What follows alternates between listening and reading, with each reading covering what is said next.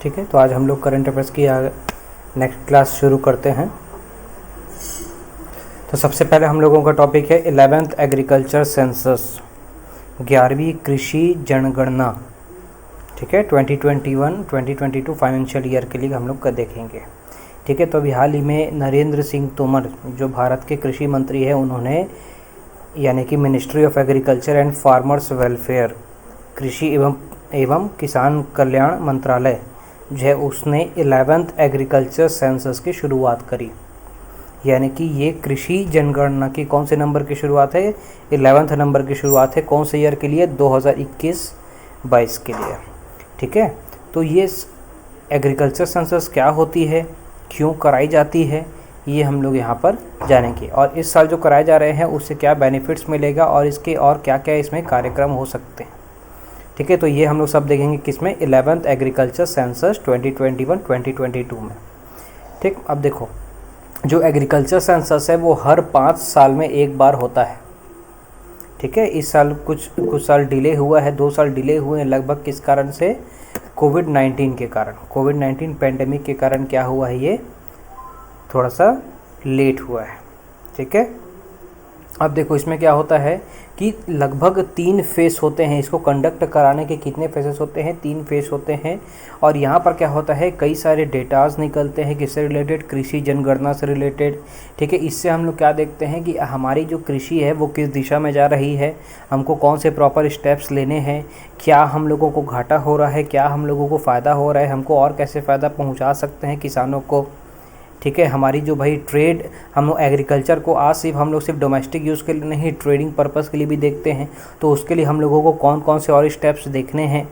ठीक है, ये सब चीज़ों को इसमें हम लोग क्या करते हैं, एकत्रित करते हैं और इसके आगे के लिए हम लोग क्या बनाते हैं, मंशा करते हैं।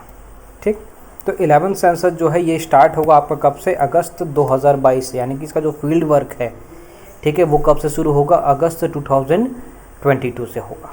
ठीक, और ये सबसे पहली, यानी कि इतने साल में ये 11th जनगणना है। ठीक है, और जनगणना हमेशा 5 साल में होती है। तो ये 11th जनगणना जो है, कृषि जनगणना, ये सबसे पहली जनगणना होगी जिसमें जो डाटा कलेक्शन होगा वो किस में होगा? स्मार्टफोन्स एंड टैबलेट्स में। यानी कि नो पेपर वर्क, यानी कि पेपर फ्री वर्क करने का यहाँ पर हम लोग क्या लिए हैं? निर्णय लिए हैं। ठीक है, इसमें क्या क्या होगा? तो इसमें क्या होगा कि जितने भी डिजिटल लैंड रिकॉर्ड्स हैं इसको हम लोग क्या करेंगे? नोट करेंगे। जितने भी लैंड रिकॉर्ड्स हम लोग क्या कर डिजिटली हम लोग क्या किए हैं? नोट डाउन किए हैं। उसकी हम लोग सर्वे बनाएंगे, रिपोर्ट्स बनाएंगे कि भाई कितना कितना डिजिटलाइजेशन हो चुका है, इससे क्या क्या फ़ायदे हो रहे हैं, ये सब के हम लोग डेटा और इसके सर्वे निकाले जाएंगे। Collection of data through app and software using smartphone and tablet. यानी कि नो पेपर वर्क वाला काम ही होगा यहाँ पर। ठीक है, गांव-गांव घूम के वहाँ पर भाई जितने भी लैंड रिकॉर्ड्स हैं इसको नोट किए जाएंगे। Real time monitoring of progress and processing, यानी कि भाई जो नियत समय पर काम शुरू किया गया, नियत समय ख़त्म किया गया, ये सभी यानी कि ग्राउंड लेवल पर जाके जो भाई कृषि से संबंधित हम लोग अच्छे काम कर रहे हैं, यानी कि हमारा जो प्रोग्रेस हो रहा है उसकी ग्राउंड रिपोर्ट बनाई जाएगी। ठीक है, इस सेंसस में इससे क्या बेनिफिशियरी होगा? तो देखो, फार्म मशीनरी ऑटोमेशन। तो इसमें क्या होगा कि हम लोग जितने भी इनपुट्स यहाँ पर डाल रहे हैं, ठीक है, तो यहाँ पर मैनुअल लेबर्स की जो डिमांड होगी वो रिड्यूस होगी और हमारी भाई जो फाइन ट्यूनिंग होगी इनपुट्स, यानी कि इनपुट जो दे रहे हैं हम लोग, वो हमारा इंक्रीज़ होगा। रिमोट सैटेलाइट डेटा हम लोगों को क्या होगा, हम लोगों को पूरे मतलब आसानी से हम लोग क्या कर सकते हैं, हमारे डेटा कलेक्ट कर सकते हैं यहाँ पर से, जिसमें सैटेलाइट डेटा का भी यूज़ किया जाएगा। ठीक है, टेक्नोलॉजीज एंड डिजिटल लॉजिस्टिक्स का यूज़ किया जाएगा फॉर ट्रेडिंग पर्पस, ये किया जाएगा, जिसमें हम लोग क्या करेंगे, एग्रीकल्चर फूड सप्लाई कर सकते हैं हम लोग अपने कंज्यूमर तक। तो ये हम लोगों को क्या मिलेगी, इसकी बेनिफिशियरी मिलेगी। और एक बहुत बड़ा प्रोग्राम है जो भारत सरकार ने शुरू किया था, national e governance plan in the agriculture. ठीक है, ये 2010-11 में यूपीए गवर्नमेंट के द्वारा शुरू किया गया था। जो 7 पायलट स्टेट्स, पायलट देखो, कोई भी जो प्रोजेक्ट होता है ना, कभी कभी सरकार क्या करती है, ये सोचती है कि कोई प्रोजेक्ट या कोई योजना अगर बड़ी है तो वो एक ट्रायल पर्पस से कहीं पर शुरू करते हैं, तो हम उसको बोलते हैं पायलट प्रोजेक्ट्स बोलते हैं। तो वैसे ही क्या हुआ था, ये लगभग 7 पायलट स्टेट्स में, यानी कि भाई एक एग्जाम्पल के तौर पर या एक ट्रायल के तौर पर 7 राज्यों में इसको शुरू किया गया था। और इसका उद्देश्य क्या था? भारत में कृषि क्षेत्र में रैपिड डेवलपमेंट, यानी कि जल्दी से जल्दी अच्छे से तरीके से डेवलपमेंट करना। ठीक है। तो नेशनल ई गवर्नेंस प्लान्स का ये उद्देश्य था। ठीक है। 2014-15 में ये जो स्कीम थी इसको भाई क्या कर दिया गया, बाकी जितने भी स्टेट्स हैं उसमें लागू कर दिया गया और 2 यूटीज़ में लागू कर दिया गया। कौन से प्लान को? National e governance plans in agriculture. आपसे एग्ज़ाम में पूछ सकता है कि भाई ये कितने पायलट स्टेट्स में शुरू किया गया था, स्टार्टिंग में कब शुरू किया गया था और ये क्या है। ठीक है। तो एग्रीकल्चर में रैपिड डेवलपमेंट से रिलेटेड इंफॉर्मेशन के लिए क्या किया गया था, इसको शुरू किया गया था, national e governance plan in agriculture. ठीक। ये सब बेनिफिट्स हैं किसके? एग्रीकल्चर सेंसस में जो हम लोगों को बेनिफिट्स हो सकते हैं वो। तो सरकार के ऐसे और भी प्लान्स हैं एग्रीकल्चर में, सिर्फ यही नहीं, बहुत सारे प्लान्स हैं। जितने भी सरकार ने योजना शुरू की है वो सभी हम लोगों को बेनिफिट्स पहुंचाते हैं। प्रधानमंत्री कृषि सिंचाई योजना हो या और भी जो योजना जो शुरू किया है। ठीक। तो ये था हमारा 11th कृषि जनगणना, 11वां कृषि जनगणना। ठीक। अगला हमारा टॉपिक है माल न्यूट्रिशन को भारत में हम लोग कैसे कर्व कर सकते हैं। ठीक है। तो अभी हाल ही में क्या हुआ है, ministry of women and child development यानी कि महिला एवं बाल विकास मंत्रालय ने क्या किया है भाई, हमने कुछ टारगेट्स डिसाइड किया है जिससे हम क्या कर सकते हैं, भारत में माल न्यूट्रिशन को ख़त्म कर सकते हैं और भगा सकते हैं। तो उसके लिए हम लोगों ने कुछ टारगेट्स रिलीज़ किया है। किसने रिलीज़ किया है? Ministry of women and child development. ठीक है। अभी वर्तमान में ministry of women and child development minister कौन है, कोई बता पाएगा?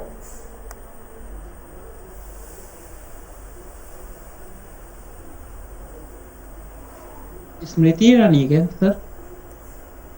और कोई?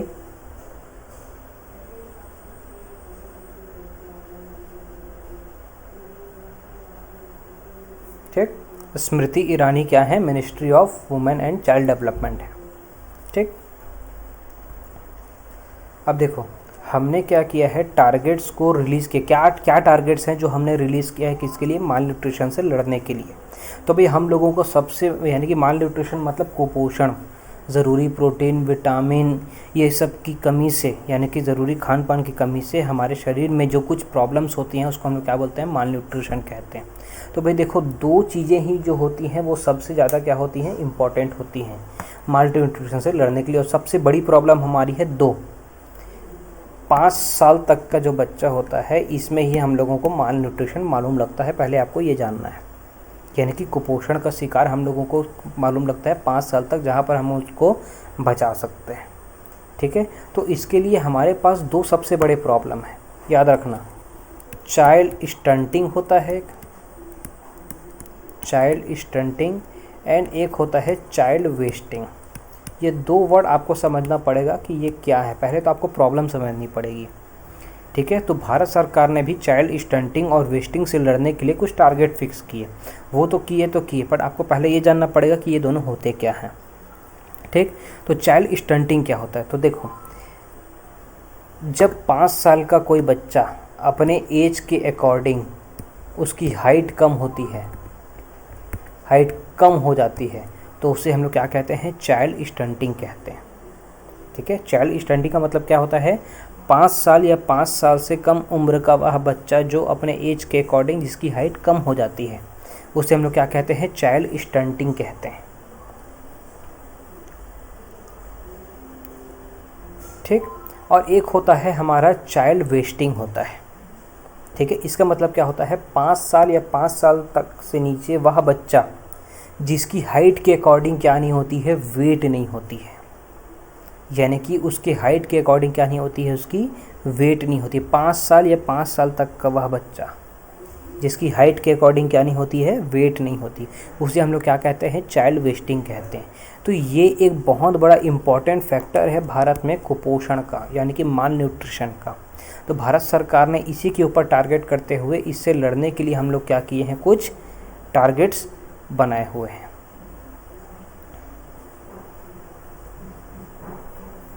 ठीक है। तो हमने डिसाइड किया है कि भाई क्या है कि aims at reducing the stunting and under nutrition among children below 6 years bye 2% each year. यानी कि हम लोग हर 2 साल में क्या है, यानी कि हर साल 2% कम करने की, यानी कि इस प्रॉब्लम को कम करने के लिए 2% का हम लोग टारगेट लिए हैं कि हर साल हम 2% इसमें हम लोग क्या करेंगे, रिड्यूस करेंगे। ठीक। इसके अलावा देखो और भी बहुत सारे हमारे पास प्रॉब्लम होते हैं बच्चों से रिलेटेड, माल न्यूट्रिशन को दूर करने के लिए। माल न्यूट्रिशन के लिए हमारे पास बहुत सारे और भी प्रॉब्लम होते हैं। जैसे भाई आपको ये बोल सकते हो, हमारी जो क्या नाम है आप ये बोल सकते हैं कि जैसे मोर्टेलिटी रेट जो होती है, child mortality rate, mother mortality rate, ये सारी मोर्टेलिटी रेट होती है। तो ये भी हमारे सामने क्या होती है, बहुत बड़ी परेशानी होती है।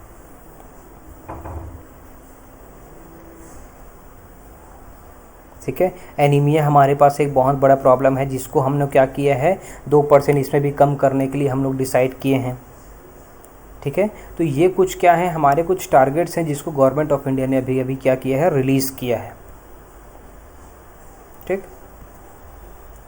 अब देखो जो स्टंटेड चिल्ड्रन होते हैं, यानी कि अभी आपको पता है ना स्टंटेड चिल्ड्रंस क्या होते हैं, तो इससे रिलेटेड जो डेटा हमारे सामने रिलीज़ किया गया है वो क्या है। तो देखो Meghalaya has the highest number of stunted children, यानी कि भारत में सबसे ज़्यादा तो चाइल्ड स्टंटेड यानी कि स्टंटेड चिल्ड्रंस हमको मिलेंगे, वो कहाँ पर मिलेंगे, मेघालय में मिलेंगे। कितने परसेंट, 46%।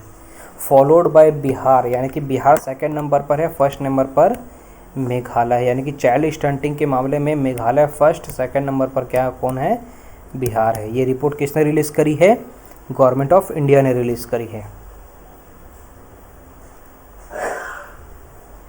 ठीक। अब देखो ये स्टंटेड चिल्ड्रंस की बात होती है। अगर हम लोग वेस्टेड चिल्ड्रंस की बात करेंगे, यानी कि चाइल्ड वेस्टिंग की बात करेंगे, तो उसमें हमको महाराष्ट्र टॉप में दिखता है, लगभग 25.6%। वेट फॉर हाइट, मैं भी आपको बताया चाइल्ड वेस्टिंग मतलब क्या होता है, जिनकी हाइट के अकॉर्डिंग वेट कम हो जाती है। ठीक है। सेकंड नंबर पर क्या है, गुजरात 25.1%। ठीक है। झारखंड में वुमेन की संख्या बहुत कम है, 15 से 49 साल तक की जो महिलाएं होती हैं, इनमें जो महिलाओं की जो संख्या है वो सबसे ज़्यादा कम कहाँ पर है, झारखंड में है प्रेजेंट में 26%। जिनकी जो BMI होती है, यानी कि बॉडी मास इंडेक्स होती है, वो क्या है, नॉर्मल से भी कम है। तो इसका परसेंटेज सबसे ज़्यादा कहाँ पर है, झारखंड में है। तो ये कुछ डेटा हमको हमारे सामने यहाँ पर दिया गया है। ठीक। अब देखते हैं टोटल फर्टिलिटी रेट। ये देखो फर्टिलिटी रेट क्या होता है, तो देखो फर्टिलिटी रेट ये होता है, फर्टिलिटी 2 टाइप के होते हैं, एक चाइल्ड फर्टिलिटी रेट होता है, एक क्या नाम है आपका, मदर फर्टिलिटी रेट होता है। तो यहाँ पर क्या होता है कि जो हमारी फर्टिलिटी रेट होती है, an average number of childrens per women. ठीक है। ये क्या होती है, अभी गिरी है, कब, 2.2 से 2.0 हो गई है। कब, नेशनल फैमिली है, देखो नेशनल फैमिली हेल्थ सर्वे क्या होता है मैं आपको बता रहा हूँ। भारत सरकार क्या कर रहा है कि अभी कुछ साल से, लगभग 30-40 साल से एक सर्वे कराता है, नेशनल फैमिली हेल्थ सर्वे, जिसको हम NFHS कहते हैं।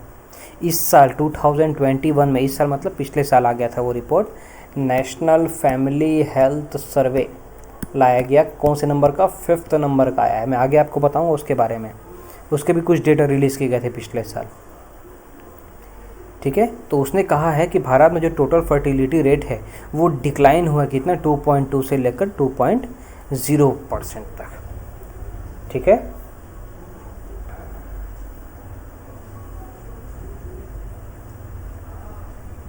अब देखिए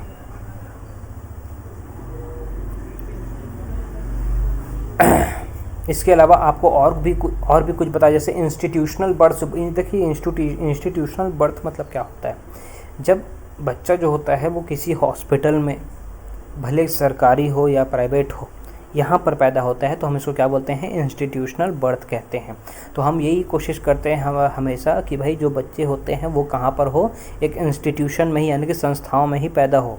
जैसे भाई आपके गवर्नमेंट हॉस्पिटल हो गए, प्राइवेट हॉस्पिटल हो गए, ठीक है, शहरी स्वास्थ्य केंद्र हो, जो भी स्वास्थ्य केंद्र होते हैं वहाँ पर होने चाहिए। इससे ना बच्चे को कोई प्रॉब्लम होती है, ना माँ को कुछ प्रॉब्लम होती है, और यहाँ पर हम प्रॉपर मेडिकेशंस भी ले सकते हैं। ठीक है। तो ये हमारी जो संख्या है यानी कि इंस्टीट्यूशनल बर्थ है वो लगातार बढ़ रही है। आज प्रेजेंट में 79 से लेकर 89%, पहले 79% हुआ करता था, अब 89% हो गया इंस्टीट्यूशनल बर्थ। स्टंटिंग भी हो, चाइल्ड स्टंटिंग जो है इसकी भी संख्या रिड्यूस हो गई है। 38.4% हुआ करती थी जो आज 35.5% हो गई है। वहीं जो चाइल्ड वेस्टिंग है वो 21% से 19.3% हो गया। इसका मतलब भारत सरकार ने जो जो भाई स्टेप्स लागू किए हैं माल न्यूट्रिशन से लड़ने के लिए, कहीं ना कहीं वो बहुत अच्छा कार्य कर रहा है। ठीक। नेशनल फैमिली हेल्थ सर्वे 4 जो चौथे नंबर का नेशनल फैमिली हेल्थ सर्वे था, इसमें यह बताया गया था कि जो भाई 15 से 49 साल की जो महिलाएं हैं इनका जो बॉडी मास इंडेक्स है वो रिड्यूस हुआ है 22.9% से लेकर प्रेजेंट में जो निकला है नेशनल फैमिली हेल्थ सर्वे 5 इसमें 18.7% हो गया है बॉडी मास इंडेक्स। ठीक। अब देखते हैं भारत सरकार ने माल न्यूट्रिशन से लड़ने के लिए और कौन कौन से अभियान शुरू किए थे या जो अभी चल रहे हैं प्रेजेंट में। तो देखो, एक पोषण अभियान भारत सरकार ने शुरू किया है। ठीक है, पोषण अभियान शुरू किया है जिसमें भारत सरकार ने नेशनल न्यूट्रिशन मिशन भी शुरू किया था, जिसको हम लोग पोषण अभियान भी कहते हैं। अभी देखो वर्तमान में ना, जैसे वर्तमान में देखो एक बहुत बड़ा स्कीम चलता था, अभी भी चलता है, जिसको हम लोग बोलते हैं मध्याह्न भोजन कार्यक्रम, मिड डे मील। ये मिड डे मील की शुरुआत कब हुई थी याद रखिए, ये ज़्यादा एग्जाम में पूछता है। इसकी शुरुआत हुई थी 15 अगस्त 1995 को। आज वर्तमान में मिड डे मील जो स्कीम है ये पोषण अभियान के तहत काम करता है। ठीक। एनीमिया मुक्त भारत अभियान हम लोग भारत सरकार ने शुरू किया एनीमिया से लड़ने के लिए, लॉन्च 2018 में।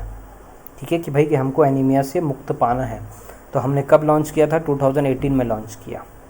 National food security act NFSA जो है इसको हम लोगों ने लाया, यानी कि हर एक व्यक्ति के लिए खाने की खाद्य सुरक्षा का अधिकार उसको होना चाहिए, यानी कि उसको दोनों टाइम का खाना उसको परफेक्ट सही तौर पर सही मूल्य के हिसाब से उसको मिलना चाहिए।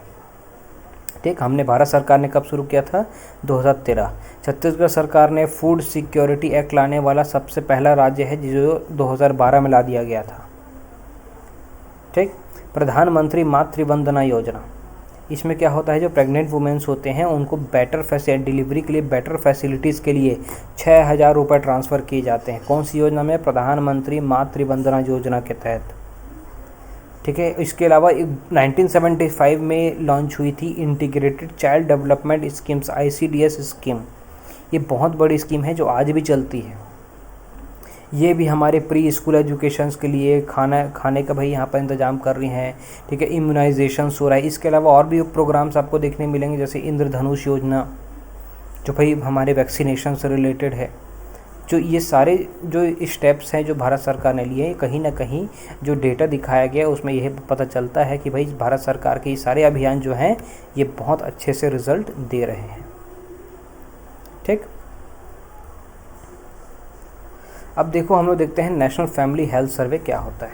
तो देखो नेशनल फैमिली हेल्थ सर्वे जो है ना, ये भारत सरकार द्वारा शुरू किया गया एक सर्वे था।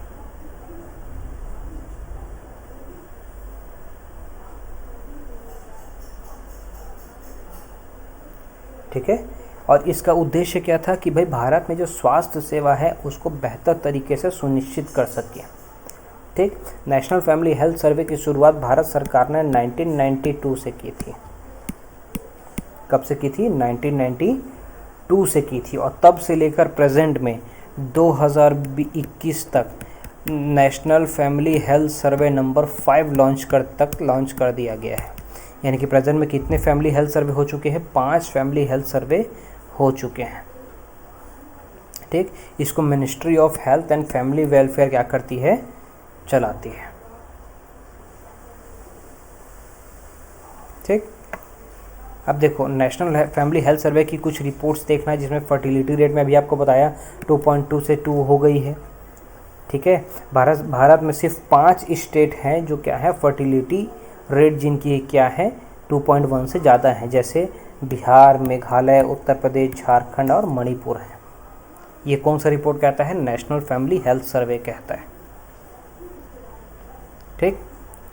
अब देखते हैं हम लोग हमारा अगला टॉपिक, जिसको हम लोग कहते हैं फॉरेन डायरेक्ट इन्वेस्टमेंट यानी कि FDI। तो देखो हाल ही में एक रिपोर्ट रिलीज़ की गई है भारत सरकार द्वारा, जिसमें ये कहा गया है कि जो सिंगापुर है और यूएसए है वो भारत में फॉरेन डायरेक्ट इन्वेस्टमेंट यानी कि एफडीआई निवेश करने में टॉप पर रहे हैं। ठीक है, उसके बाद मॉरिशस, नीदरलैंड एंड स्विट्ज़रलैंड। ठीक है, तो सबसे पहले कौन सा है भारत पे एफडीआई करने में, यानी कि विदेशी मुद्रा जो इन्वेस्टमेंट होता है वो उसमें टॉप पर कौन है, सिंगापुर है। दूसरा कौन है, यूएसए है। तीसरा मॉरिशस, नीदरलैंड और स्विट्ज़रलैंड है।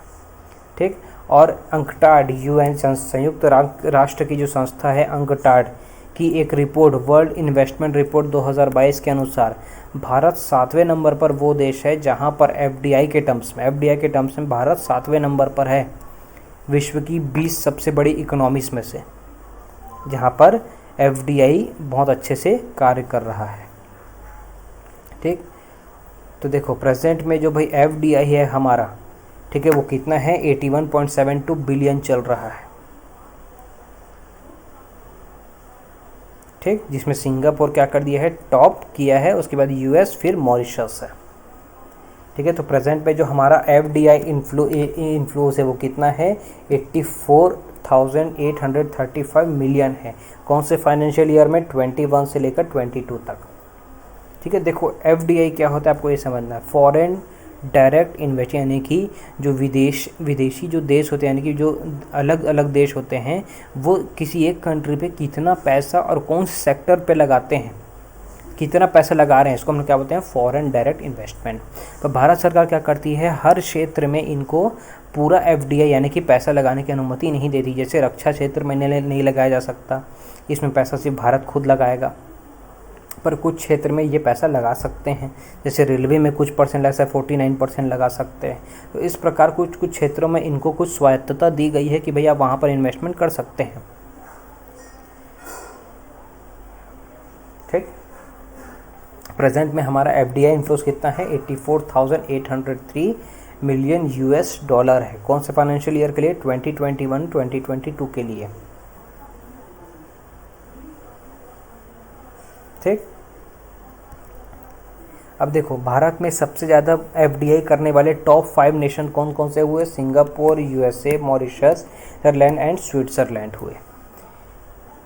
ठीक है, फाइनेंशियल ईयर 2022 में हमारी भाई जो इन्वेस्टमेंट हुई है वो कितनी हुई है, 83.57 लगभग आसपास, आप समझ लेना। ठीक, और कौन कौन से सेक्टर में सबसे ज़्यादा इन्वेस्टमेंट हुआ है, एग्जाम में आपको ये भी पूछ सकता है। तो देखो ये टॉप 5 वो सेक्टर्स हैं जहाँ पर सबसे ज़्यादा इन्वेस्टमेंट किया गया है। तो भाई कर्नाटक इसमें फर्स्ट टॉप किया है, कर्नाटक जो स्टेट है यहाँ पर सबसे ज़्यादा एफडीआई हुआ है। और भाई टॉप सेक्टर्स अगर आप बात करो तो computer, software and hardware section में हमने सबसे ज़्यादा भाई इन्वेस्टमेंट एफडीआई देखा है। कितने परसेंट का, 24.60% का। यानी कि कंप्यूटर, सॉफ्टवेयर और हार्डवेयर वाला जो क्षेत्र है वहाँ पर विदेशियों ने सबसे ज़्यादा पैसा लगाया हमारे कंपनी पर। ठीक, उसके बाद सर्विस सेक्टर यानी कि सेवा क्षेत्र में लगाया है, जैसे बैंकिंग, फाइनेंस, इंश्योरेंस। ठीक है, ये सब सेक्टर्स में लगाया है। ऑटोमोबाइल इंडस्ट्री में 11.89% लगाया है, ट्रेडिंग में इतना परसेंट लगाया, और फिफ्थ है आपके कंस्ट्रक्शन। आपको एग्जाम में भी पूछ सकता है कि भाई arrange the following with the top sectors of the FDI. तो आपको भी जमाना पड़ेगा कि सबसे पहले कंप्यूटर, हार्डवेयर एंड सॉफ्टवेयर, उसके बाद सर्विस सेक्टर, ठीक, उसके बाद ऑटोमोबाइल इंडस्ट्रीज़, ऐसे आपको जमाने भी दे सकता है एग्ज़ाम में। तो आपको एफडीआई के टॉप सेक्टर्स याद रखने हैं, टॉप कंट्रीज़ जो भारत में इन्वेस्टमेंट कर रही हैं। ठीक है, और टॉप डेस्टिनेशंस भी आपको देखने हैं जहाँ पर इन्वेस्टमेंट सबसे ज़्यादा हो रहा है। तो मैं बताया कर्नाटक टॉप किया है जहाँ पर सबसे ज़्यादा इन्वेस्टमेंट होता है, फिर महाराष्ट्र, फिर दिल्ली, फिर तमिलनाडु और फिर हरियाणा। ये टॉप 5 स्टेट्स है जहाँ पर सबसे ज़्यादा विदेशी मुद्रा क्या हो रही है, इन्फ्लोज हो रही है। आया समझ में? ठीक, अभी मैं आपको बताया फॉरेन डायरेक्ट इन्वेस्टमेंट क्या होती है, कि कहीं पर अगर कोई फर्म है या विदेशी फर्म या कोई इंडिविजुअल है वो किसी कंट्री में कितना पैसा लगा रहे हैं, उसी को हम लोग क्या कहते हैं, फॉरेन डायरेक्ट इन्वेस्टमेंट कहते हैं। ठीक, अब देखो इसमें क्या होता है कि एफडीआई में जो इन्वेस्टर्स पैसा लगाते हैं तो वो क्या करते हैं, किसी की कंपनी खरीदते हैं या किसी कंपनी में पार्टनरशिप बन जाते हैं, या किसी कंपनी के साथ मिलकर कोई तीसरी कंपनी खोल लेते हैं या जॉइंट वेंचर में खोल लेते हैं। ठीक है। तो ऐसे करके वो क्या करते हैं, यहाँ पर पैसा लगाते हैं। ठीक, अब देखो भारत में एफडीआई लगाने के ना कुछ मायने होते हैं, जैसे कुछ रूट्स होते हैं, तरीके होते हैं लगाने के, क्योंकि कहीं पर भाई हमको भारत सरकार से परमिशन लेना पड़ता है, कहीं पर ज़्यादा लेने की ज़रूरत नहीं है, जहाँ पर कुछ ज़्यादा कागजात कार्यवाही नहीं होती है। तो देखो भारत में एफडीआई लगाने के दो तरीके हैं, रूट्स ऑफ एफडीआई दो तरीके हैं।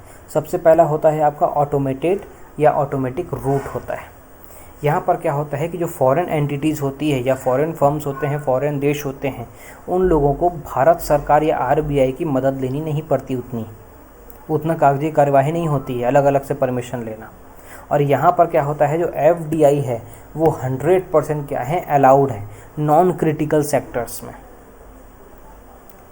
ठीक है। और यहाँ पर सिक्योरिटी क्लियरेंस की कोई ज़रूरत नहीं है, मिनिस्ट्री ऑफ होम अफेयर्स से वो डायरेक्ट इन्वेस्टमेंट कर सकते हैं। कौन से रूट में, ऑटोमेटिक सेक्टर में। यहाँ पर एग्जाम में पूछता है what is the difference between automatic routes and government routes. तो ऑटोमेटिक रूट में आप डायरेक्ट पैसे लगा सकते हो, यहाँ पर गवर्नमेंट से अलग से भाई अप्रूवल लेने की कोई ज़रूरत नहीं पड़ती है। दूसरा होता है आपका गवर्नमेंट रूट, जहाँ पर फॉरेन एंटिटीज़ को गवर्नमेंट से परमिशन लेना पड़ता है, यानी कि यहाँ पर ये क्रिटिकल सेक्टर्स हो सकते हैं, तभी गवर्नमेंट बोलेगी हमसे प्रमोशन लो, यानी कि हमसे परमिशन लो।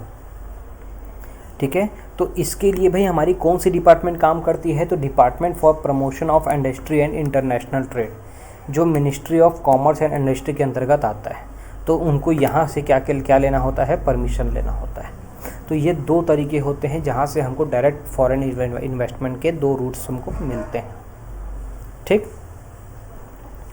तो भाई भारत सरकार ने भाई एफडीआई को मतलब अट्रैक्ट करने के लिए कौन कौन सी स्कीम्स लागू किए हैं, जैसे मेक इन इंडिया 2015 में लॉन्च हुआ, आत्मनिर्भर भारत अभियान लॉन्च हुआ, national technical textile mission, textile industries के लिए नेशनल टेक्निकल टेक्सटाइल मिशन चालू किया गया, प्रोडक्शन लिंक्ड इंसेंटिव स्कीम्स लागू किए गए भाई बहुत सारी कंपनीज़ के लिए, प्रधानमंत्री किसान संपदा योजना शुरू किया गया। तो ये कुछ योजनाएं शुरू की गए थे किसके लिए, एफडीआई से लोग फॉरेन कंपनीज़ को या किसी भी कंपनीज़ को अट्रैक्ट करने के लिए, ताकि वो हमारे यहाँ क्या लगाएं, एफडीआई लगाएं। ठीक। और हमारा आज का लास्ट टॉपिक है इंटरनेशनल टाइगर डे। तो देखो आज जो 29 जुलाई है, इस दिन इंडिया हमारा क्या सेलिब्रेट करता है, विश्व बाघ दिवस या अंतर्राष्ट्रीय बाघ दिवस सेलिब्रेट करता है हर साल 29 जुलाई को। ठीक है। तो भारत सरकार ने भाई टाइगर्स को बचाने के लिए कुछ भाई हमारे कानून भी हैं, जैसे Indian wild life protection act. तो भाई कानूनों को भी पूछता है कि भारत ने वन्य जीव जो भाई क्या नाम है रक्षण प्रणाली है या अधिनियम है, वो कब लागू किया था, तो भाई 1972 में लेके आए थे हम लोग। ठीक है। IUCN international union for the conservation of nature, यानी कि संयुक्त राष्ट्र की एक कंपनी है जो भाई क्या करती है, डेटा निकालती है कि कौन से जानवर संकटग्रस्त हैं, कौन से विलुप्ति के कगार पर हैं, ऐसा जिसमें जो हमारा बाघ है वो एंडेंजर्ड यानी कि लाल सूची में है, यानी कि रेड लिस्ट में है। ठीक है। और सिटीज़ नाम की भी एक क्या है, हमारी कन्वेंशन है जो इंटरनेशनल ट्रेड देखती है किसे, एंडेंजर्ड स्पीसीज से। ठीक है। ये सब में हमने क्या किया है, टाइगर को लिस्टेड किया है, क्योंकि टाइगर्स भी हमारे जो फूड चेन होते हैं इसके लिए बहुत इम्पोर्टेंट है। ठीक है। तो देखो भारत में कौन कौन से टाइगर कंजर्वेशन प्रोजेक्ट्स चालू हैं, तो प्रोजेक्ट टाइगर 1973 चालू है, जिसको सेंट्रल गवर्नमेंट क्या करती है, स्पॉन्सर करती है, ministry of environment and forest climate change द्वारा लॉन्च किया गया था 1973 में। इसी प्रोजेक्ट टाइगर के तहत हम लोग टाइगर रिजर्व बनाते हैं। टाइगर रिजर्व भाई की घोषणा की गई है, मोर देन 51 टाइगर रिजर्व हैं भारत में। ठीक। नेशनल टाइगर कंजर्वेशन अथॉरिटी, यानी कि टाइगर्स से रिलेटेड जो पूरी चीज़ें हो रही हैं इसके लिए एक संस्था बनाई गई, NTCA, जो क्या करती है, एक बॉडी स्टैच्यूरी बॉडी है, यानी कि वैधानिक संस्था है, ministry of environment and forest and climate change के अंतर्गत, जिसकी स्थापना 2005 में की गई, जिसका काम था कि टाइगर टास्क फोर्स का गठन करके टाइगर को बचाने की कोशिश करना। ठीक है।